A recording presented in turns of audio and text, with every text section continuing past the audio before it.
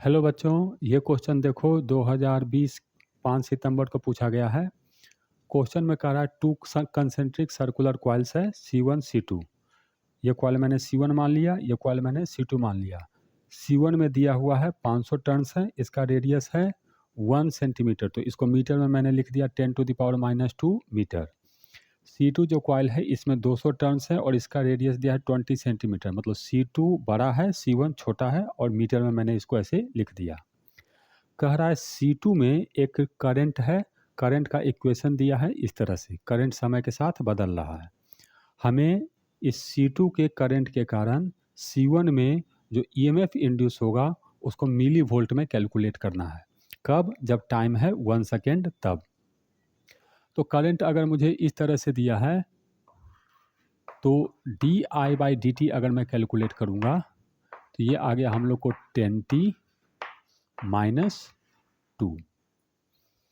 ठीक, अब C2 के कारण यहाँ इस सेंटर पे कितना मैग्नेटिक फील्ड होगा ये मैं कैलकुलेट कर रहा हूँ।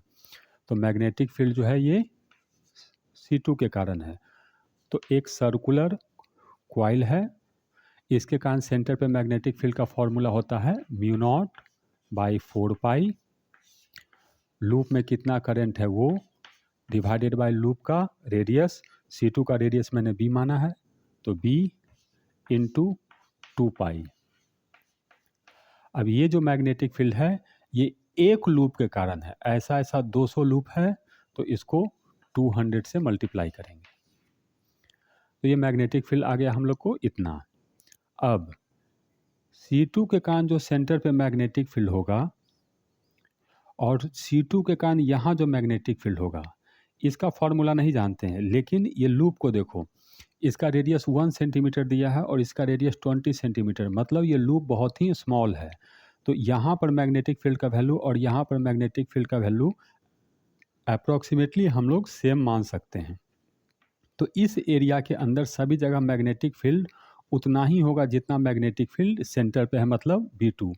तो अब मुझे C1 से अगर फ्लक्स फाइंड करना है तो ये हो जाएगा, मैग्नेटिक फील्ड कितना है V2, इसका एरिया कितना है C1 का, तो पाई, रेडियस a माने हैं तो πa²।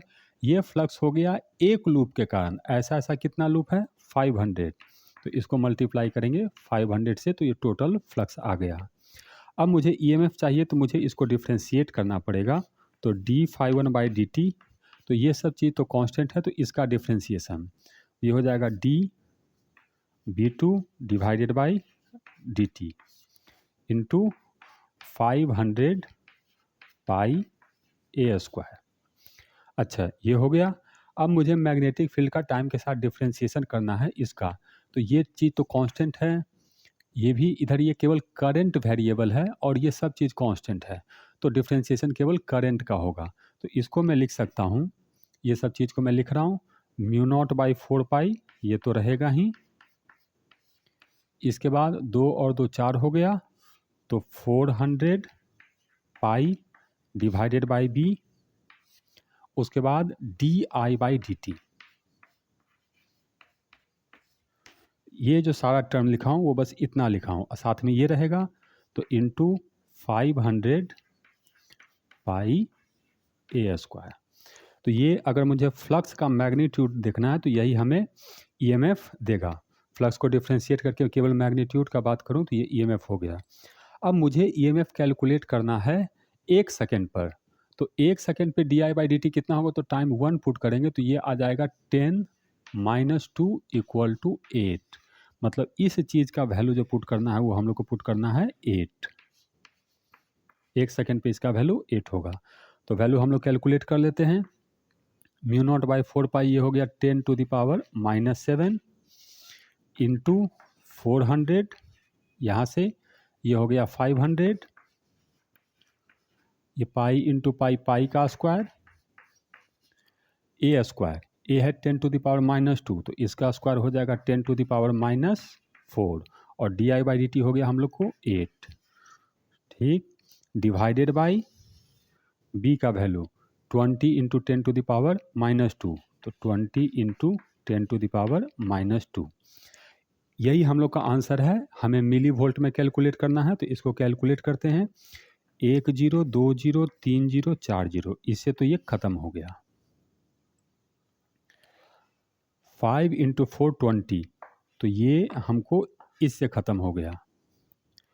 अब पाई स्क्वायर का वैल्यू होता है 10, तो पाई स्क्वायर का वैल्यू 10, तो ये 10 से एक जीरो ख़त्म हो गया। और यहाँ -2 है, तो इससे ये ख़त्म हो गया, तो ये 4 हो गया। तो इसको मैं लिख सकता हूँ इक्वल टू 8/10 इंटू 10⁻³ वोल्ट। तो इसको मिली वोल्ट कहेंगे। तो ये 8/10 है, मतलब 4/5 मिली वोल्ट। तो हम लोग को कर रहा है 4/x, तो ये हम लोग को x हो जाएगा। तो जो आंसर मुझे फिल करना है यहाँ पर वो होगा 5।